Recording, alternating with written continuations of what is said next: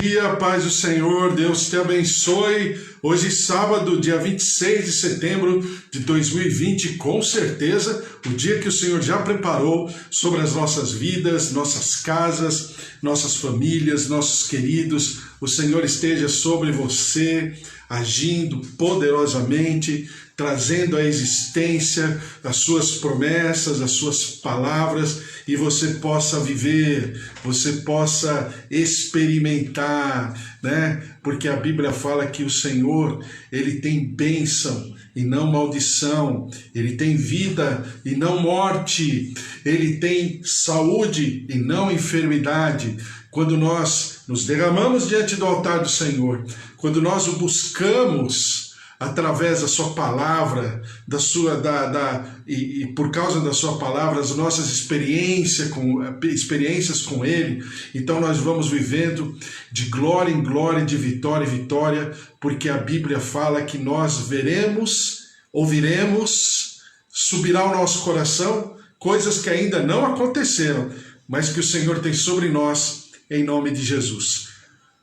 Bom dia, Bispo Antônio, Deus abençoe o senhor também, aí a sua casa, a sua família, Priscila, Suzy, que o Senhor esteja abençoando a todos vocês em nome de Jesus. Estamos lendo e estudando a palavra do Senhor sobre as parábolas, né? E essas parábolas, elas têm sido para nós maravilhosas, porque o que é parábola? Parábola é quando você usa um sentido figurado, uma metáfora, uma fábula, uma história, né?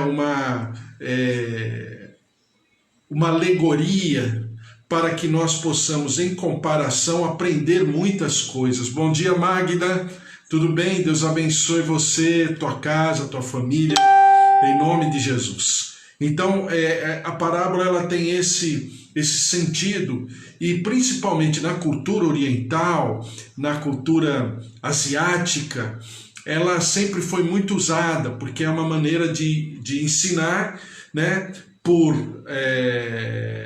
oralmente falando, né, em via oral, e ao mesmo tempo as pessoas ficarem com aquele ensino, né, na memória, no coração, e produzir, né, meditação, e a pessoa pensar a respeito. Isso era maravilhoso. Assim é a palavra de Deus. A palavra de Deus sempre fala, eu sempre converso com vocês e falo, né, que o Antigo Testamento nada mais é do que a parábola do Novo Testamento, né? O Novo Testamento, ele explica o Antigo Testamento, né? O Antigo Testamento ilustra o Novo Testamento. Então, quando a gente tem essa visão da palavra de Deus, isso é muito especial, porque a gente não fica limitados a situações, circunstâncias, e fica discutindo, né? Porque eu vejo as pessoas conversando, elas mais conversam e confabulam em cima daquilo que está escrito na palavra, do que falando da própria palavra, que ao invés de nós falarmos, creio eu, né, pelo menos na minha cabeça, creio eu, falarmos da própria palavra, porque o livro mais perseguido do mundo, o livro mais editado do mundo até os dias de hoje, um best-seller anual, todos os anos, a Bíblia, desde que o mundo é mundo, né? Desde que foi descoberta a escrita, né? a edição, a gráfica e tudo, a Bíblia sempre foi um best-seller, ou seja, sempre foi um livro no ranking dos mais produzidos no mundo durante todos os anos. Então é muito especial a Bíblia.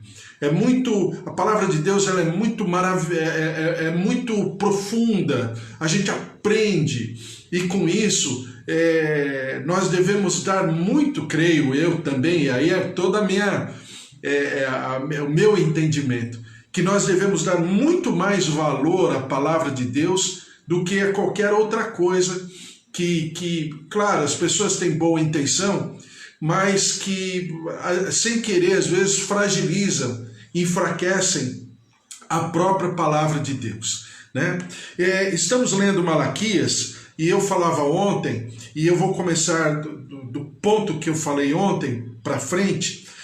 Eu falei sobre propósito e consequência, que Deus sempre está preocupado com o propósito e não com a consequência do ato, né? Então a consequência do ato vai me levar a tal vitória. Depende. Para Deus não é bem assim. Depende se essa vitória ela está baseada num propósito, num sentimento, amém, glória a Deus. Se não, não serve para Deus. Deus não fica, ele não fica embasbacado, maravilhado com quantidade, né? Ele não fica maravilhado, impressionado com estrutura, isso, aquilo. Não que essas coisas não sejam boas, ou então não que essas coisas sejam pecado, não é isso. Mas, sem querer, às vezes nós somos levados a buscar o resultado, a consequência, e não o propósito. Pegando como exemplo o próprio ministério de Jesus enquanto ele estava na terra, né? Ele teve 12 discípulos. A Bíblia fala que por volta de 150 pessoas estavam assim, de uma maneira quase que regular, né? Andando com Jesus. A Bíblia fala que quando Jesus ressuscitou foram mais de 500 testemunhas. Então, aos olhos, bom dia, Deus abençoe muito seu ministério, bispo, amém. Deus abençoe, bispo Josué, fique na paz do Senhor. Então, a Bíblia fala de que não eram muitos. Quando Jesus dirige os seus discípulos, que eram, diz a palavra, que eram 70 pares, né? 35 pares, que eram 70 pessoas, que fossem, está lá em Lucas capítulo 9, Lucas capítulo 10, que fossem de 2 em 2, passando por lugares que o Senhor Jesus ainda passaria, né? Desses 70, mais os discípulos, né? Quando voltaram, e quando Jesus veio com um discurso um tanto quanto mais profundo, eu sou a carne, eu sou a bebida, a verdadeira comida, eu sou a verdadeira bebida, as pessoas deram no pé, só sobrou os 12 discípulos. Por quê?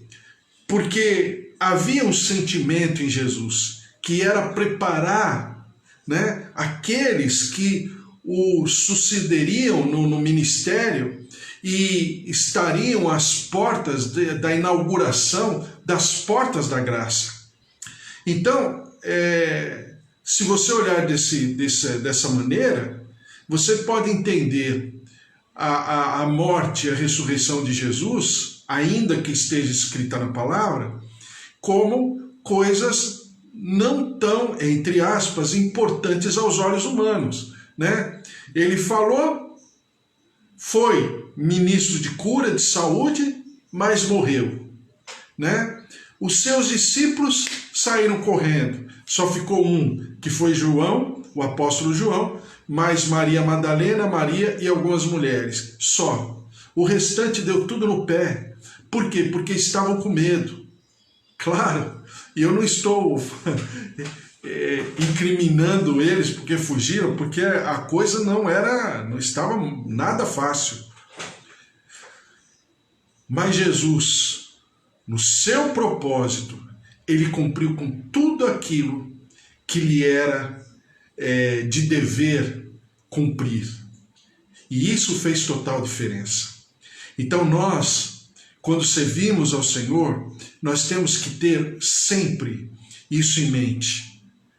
Que eu tenho um propósito, que eu tenho um objetivo, que eu tenho um projeto, e eu estou, na verdade, sendo um instrumento de Deus dentro, né, do quebra-cabeças que se chama Reino dos Céus aqui na Terra, que está completamente controlado pelo Senhor, e eu sou essa peça importante nessa engrenagem maravilhosa, e por minha causa, como instrumento de Deus, eu estou agindo com um propósito, que é servir ao Senhor em espírito e em verdade. Isso precisa sempre estar muito claro no nosso coração, no nosso entendimento, no nosso dia a dia, e ao mesmo tempo nos alimentando, nos capacitando para aquilo que Deus tem ainda para produzir sobre nós e através de nós, em nome de Jesus. Bom, falando sobre a palavra do Senhor, ontem eu falei sobre propósito, que eu estou falando mais um pouco, propósito e consequência,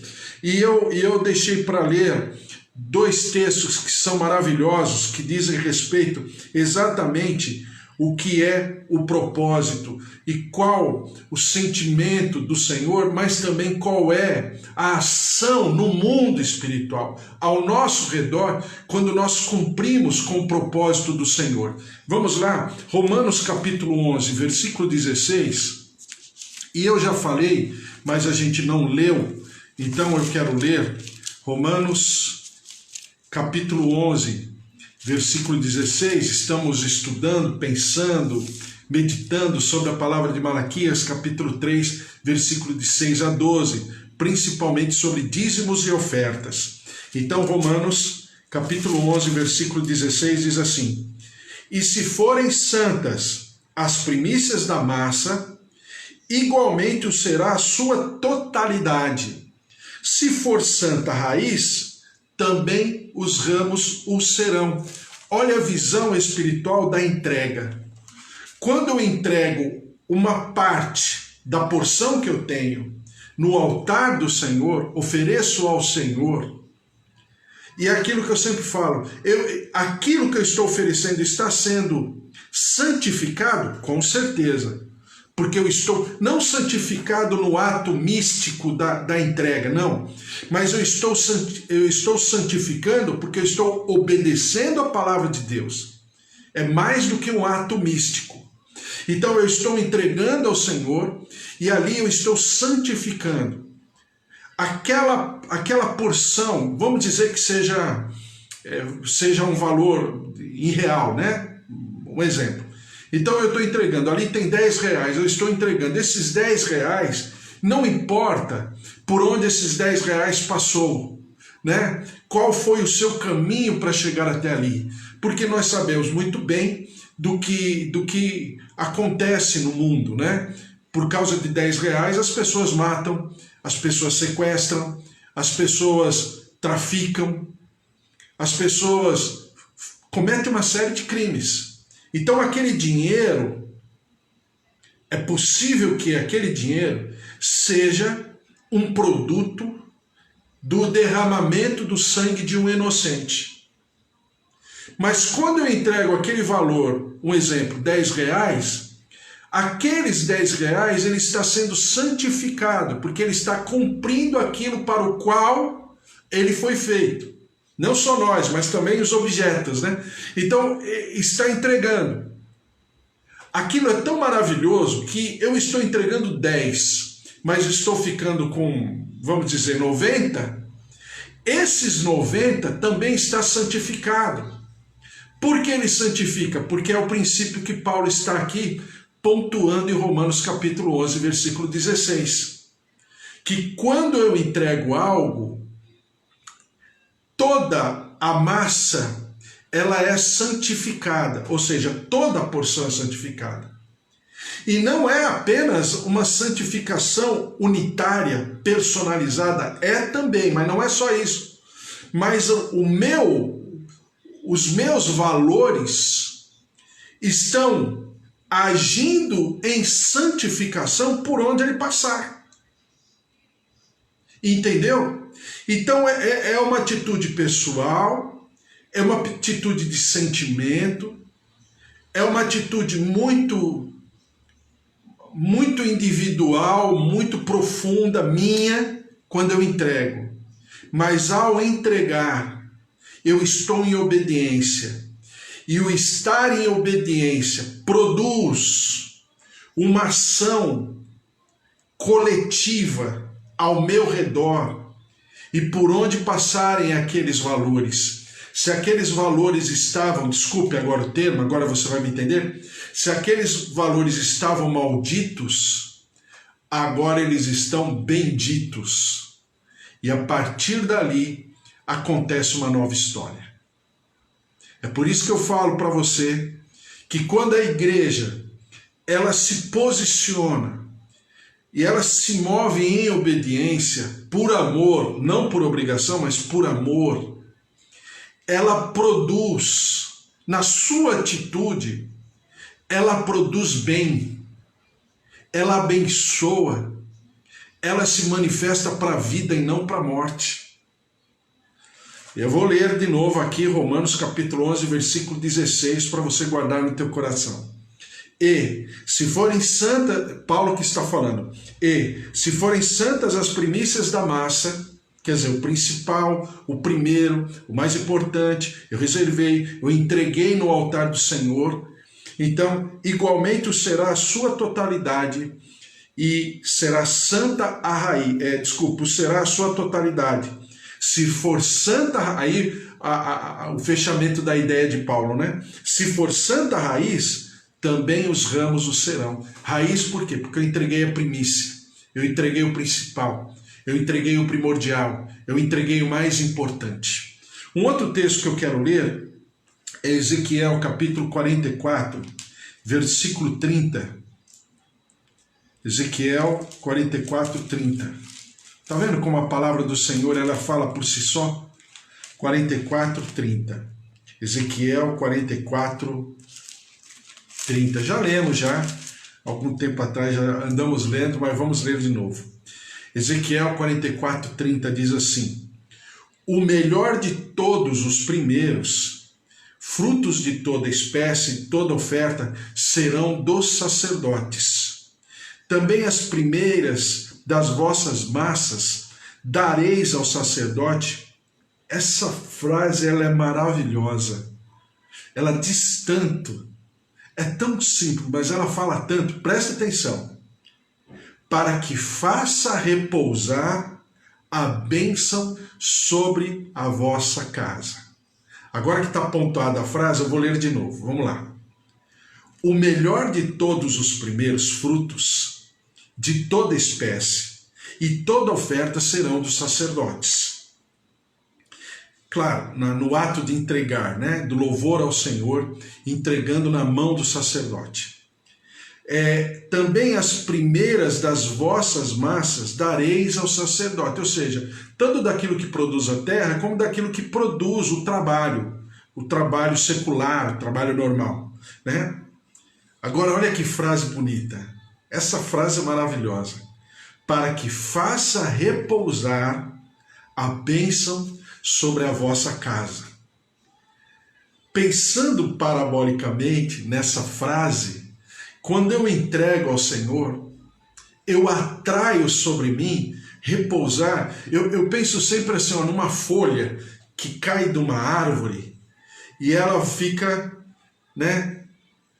Ela fica voando, pairando, levitando. E ela vai, de maneira muito delicada, ela repousa sobre a nossa casa. Ou seja, quando eu cumpro em obediência e amor, porque eu estou honrando ao Senhor, e isso só pode ser em amor, não tem honra sem amor. Então eu estou honrando ao Senhor. Na verdade, eu estou atraindo sobre mim aquilo que diz a palavra do Senhor: generosamente vos darão. Ou seja, haverá um movimento no mundo espiritual em todos os sentidos, mas de maneira favorável. E lá, né, a boa medida, a recalcada, transbordante, o sacudida, generosamente vos darão. Ou seja, aquilo que poderia não ser uma realidade, passa a ser realidade. E aquela bênção repousa por sobre a tua casa, sobre a tua família, sobre o teu lar, sobre os teus afazeres, porque nós estamos cumprindo com aquilo que o Senhor deseja. E o teu ministério, seja na tua casa, seja na tua família, no teu trabalho, por onde você for, você é um representante do reino dos céus, né? Ou até você que tem o teu ministério, né, na igreja e tudo. Quando você faz isso, você não está sendo depurado, mas você está sendo um instrumento de purificação. E porque você está sendo um instrumento de purificação, isso gera consequências. E aí sim, a consequência é a prosperidade, a abundância, o sucesso. Claro, porque é consequência. Não porque eu estou entregando para viver isso, não. Mas eu estou entregando para que o meu propósito diante do Senhor seja honrar ao Senhor, ser grato a Ele, identificar quem me trouxe até aqui, identificar quem realizou sobre a minha casa e a minha família. Isso faz completa diferença. Parece que o resultado é o mesmo, né? Pode até ser o mesmo, mas o sentimento no coração é outro completamente. E nem sempre, creio eu, as pessoas param para pensar, meditar a respeito de uma maneira mais delicada, mais profunda, mais sensível, para que nós não sejamos pegos de surpresa, às vezes até pelo nossa própria atitude. E isso faz completa diferença. E é exatamente o que Malaquias, ou melhor, né, que Deus através de Malaquias está ensinando. Vós me roubais, a nação toda. Em que te roubamos? Nos dízimos e nas ofertas. Por quê? Porque falta esse sentimento. Porque falta esse desejo de honrar aquele que era, é e sempre será o autor e consumador da nossa fé. Por quê? Porque honrar é dar distinção, honrar é distinguir em relação aos outros. Honrar vem de honor, né? Honores, honorário. Ou seja, é o pagamento daquilo que é devido. É o pagamento daquilo que quem está recebendo lhe é devido pelo que fez, pelo que trabalhou, pelo que produziu. Quando eu entrego ao Senhor, eu estou reconhecendo de uma maneira muito profunda, muito amorosa, em gratidão, de que Ele realizou, de que Ele fez. Glória a Deus. Já falamos bastante de dízimo, falamos de oferta, estamos falando ainda, né? Debaixo do guarda-chuva de oferta tem a esmola, tem a oferta que é entregue na casa do Senhor, que sempre excede o dízimo, né? Não é substituto. Uma coisa é uma coisa, outra coisa é outra coisa.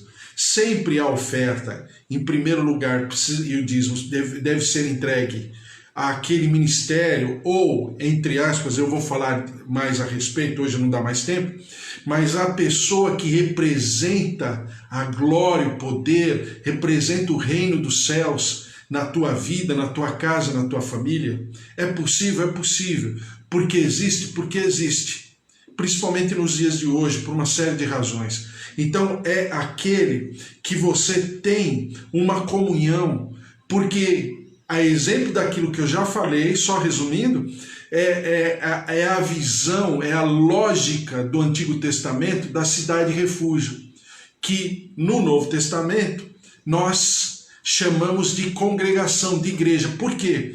Porque é o princípio da atitude, da obediência, mas sobre o fundamento da comunhão. Então eu devo entregar primeiro aos domésticos da fé, de maneira, em primeiro lugar, com aqueles que eu tenho comunhão, com quem está orando por mim, eu estou orando por ele, que nós temos uma comunhão, que vivemos vamos dizer assim, como uma família, mas agora uma família espiritual, não a nuclear, mas espiritual. Então eu entrego meu dízimo, eu entrego a minha oferta, eu fico feliz, eu me sinto um instrumento de edificação, assim como os outros se sentirão ao redor.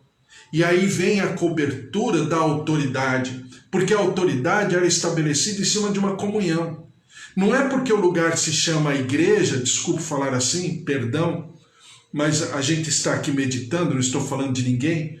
Não é porque o lugar chama igreja, porque existem reuniões regulares, não é por causa disso que há ali uma comunhão, que há uma conexão, porque o que vai prevalecer na eternidade é a comunhão, não é a estrutura, não são os cargos, mas a comunhão é que prevalecerá. E nós precisamos tomar atitudes espirituais hoje, porque são símbolos, né? Vamos dizer assim, são atitudes simbólicas que simbolizam, projetam aquilo que a gente vai viver. Ou quando a gente tem no nosso vocabulário, são atitudes proféticas daquilo que virá. Então eu preciso criar esse entendimento, porque isso é maravilhoso. E aí sim, as portas do inferno não prevalecerão contra a igreja. Que igreja? Essa comunhão, essa cidade refúgio, essa comunidade em cima de propósitos, de palavra e de amor, de carinho e de respeito, é isso. E aí eu entrego ali, né? Claro, poderá ser feito externamente, sim, desde que aquela comunhão, aquela comunidade, aquele grupo de pessoas estejam plenamente assistidos.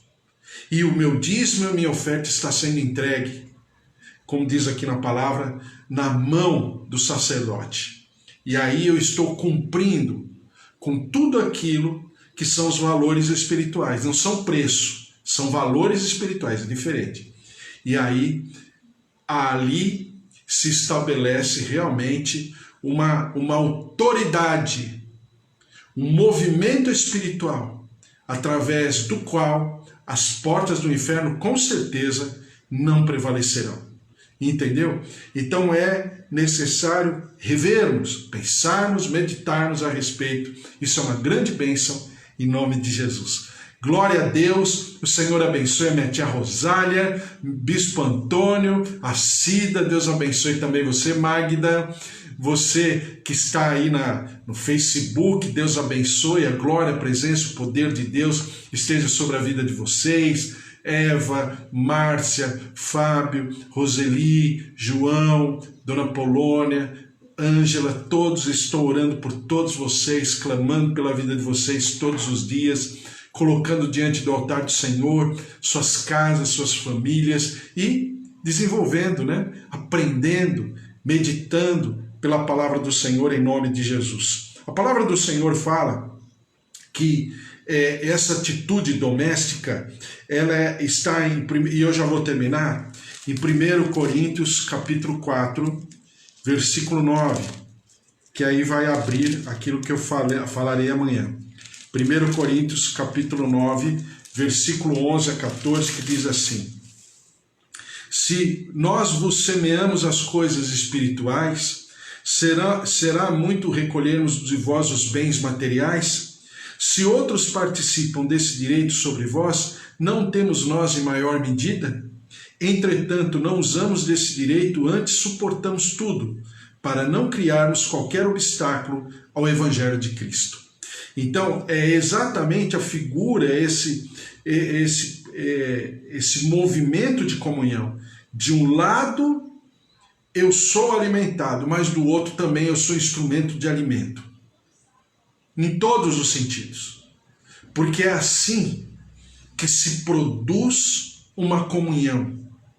Quando existe realmente, como diz a Bíblia, o partir do pão. E não é o partir do pão só espiritual, e não é só o partir do pão físico, mas é o partir do pão em todos os sentidos. Amém? Glória a Deus, vamos orar, clamar, colocar diante do Senhor. Estamos sempre pensando, colocando diante do Senhor, e estamos falando de dízimos e ofertas. Está aqui em Malaquias, estamos andando pelos livros da palavra do Senhor, e agora estamos em Malaquias, daqui a pouco vamos entrar em Mateus, e assim por diante, em nome de Jesus. Vamos orar, colocar diante do Senhor, orar também pela Andréia. Deus abençoe a Andréia, sua casa, sua família, seus queridos, em nome de Jesus, minha tia Rosália, minha tia Alzira, seus familiares, todos colocando diante do Senhor, porque a Ele é dada toda a honra, toda a glória em nome de Jesus. Vamos orar.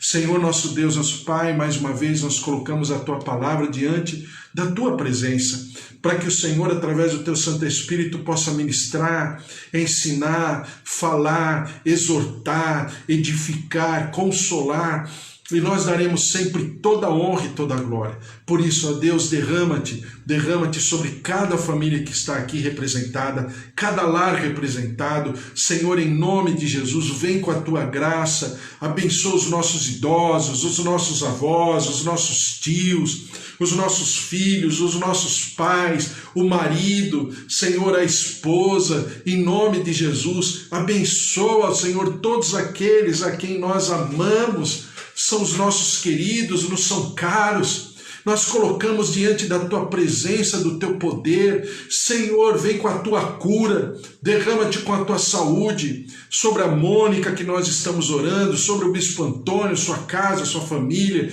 Ó Senhor, em nome de Jesus, sobre a Dona Polônia, a Tua graça, o Teu mover, a Tua cura, a Tua saúde, sobre a Dona Nadir, visita, ó Senhor, também sobre a Gigi, derrama-te com a Tua cura, com a Tua saúde, com o Teu poder, com o Teu mover, em nome de Jesus. Ó Deus de maravilhas, vem dos quatro cantos da terra, move-te com Teu Santo Espírito, derrama-te com as Tuas águas. Ó Deus, proteja-nos nesse tempo de infecção, de pandemia, a nossa imunidade, a nossa resistência orgânica, a nossa capacidade física, mas também a nossa capacidade emocional, os nossos sentimentos, a nossa alma. Visita, cura, toca, restaura, e nós daremos ao Senhor todo louvor, toda honra e toda glória. Senhor, também, ó Deus, te clamamos pelo nosso país, como brasileiros. Ó Senhor, como nação brasileira, nós te pedimos perdão dos nossos pecados, das nossas transgressões, o sangue do inocente que é derramado, e ao mesmo tempo, Senhor, te clamamos pela Tua misericórdia, para que haja cura, para que haja saúde. Nós estamos próximos das eleições municipais. Senhor, levanta homens e mulheres que sejam tementes ao Senhor, que temam ao Senhor em espírito e em verdade, em nome de Jesus. Tem misericórdia. Ó Deus, sara a nossa terra, derrama-te, e nós te daremos sempre todo louvor, toda honra e toda glória. Senhor, nós já te louvamos por esse sábado, te agradecemos por tudo aquilo que o Senhor fará, porque a Ti é dada toda a honra e toda a glória, em nome de Jesus. Amém. Amém? Glória a Deus, Deus te abençoe, o Senhor esteja sobre a tua vida, que o amor de Deus Pai, a vida vitoriosa em Jesus Cristo e as consolações do Espírito Santo da promessa estejam sobre a tua vida, sobre a tua casa, sobre a tua família, sobre os teus queridos, por onde você for. O Senhor seja a tua coluna de fogo de proteção, o Senhor seja a sombra da sua glória, para te proteger, te guardar debaixo das suas asas, em nome de Jesus. Amém? Porque se Deus é por nós, quem será contra nós? Se o Senhor é o nosso pastor, claro que de nada nós teremos falta, porque em tudo o Senhor sempre, sempre derramará da sua bênção, da sua graça, da sua vida abundante sobre a tua vida, sobre a tua casa, a tua família, em nome de Jesus. Amém? Glória a Deus, um beijo para vocês, Bispo Antônio, Bispo Joel, Deus abençoe, Jailde também, Andréia, o Senhor te abençoe, Cida, o Senhor te abençoe, minha tia Rosália, minha tia Alzira, Deus abençoe, Eva, um beijo para vocês, Deus abençoe, Márcia, Fábio, Luiz Henrique, estou orando pela tua vida, fiquem na paz do Senhor, glória a Deus, em nome de Jesus, beijo para vocês aqui do Facebook.